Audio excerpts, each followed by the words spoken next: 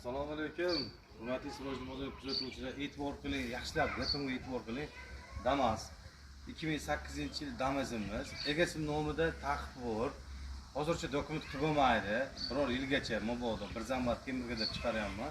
2008-yil motor mo'z korobka xato holati zo'r, bitta muammosi egasi nomida taqiq borligi uchun mashinamizni arzon chiqaraveramiz. Bir zambat temirga kimdir dala palaga haydash uchun kerak bo'lsa, kimgadir qiziq bo'lsa deb chiqarib qo'yamiz. Yoqqa olib kelayotgan.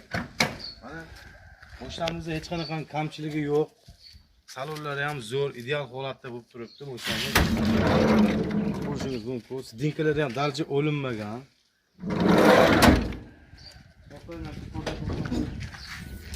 Orqalari ham mana sidinlarga turibdi. Mana orqa o'rdalari mana.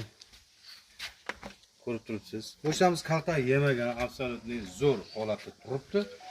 Mashinamiz kimga qiziq bo'lsa, shu mashinamizning narxini 1299 dollarga beraveramiz.